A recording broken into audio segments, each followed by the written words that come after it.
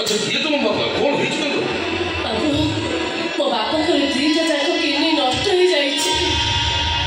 ମୁଁ ମୋ ବାପାଙ୍କୁ ଯେ କିଡନୀ ଦେବି ହେଲେ ମଉସା କହୁଛନ୍ତି ମୋ ବାପାଙ୍କ ଅପରେସନ ପାଇଁ 2 ଲକ୍ଷ ଟଙ୍କା ଦରକାର। ହେଲେ ଆମେ ଗରିବ ଲୋକ ଆଜ୍ଞା। ମୋ ବାପା ମନ୍ଦିରରେ ପୂଜା କଲେ ଆମ ଘର ଚଳେ। ମୁଁ ଏତେ ଟଙ୍କା କୋଉଠୁ ଆଣିବି ବାବୁ? ଅପରେସନ ପାଇଁ ତ ଟଙ୍କାଟା ନିହାତି ଦରକାର ନା। ହେଲେ ବାବୁ ଏତେ ଟଙ୍କା ଆମ ସପନ ବାହାରେ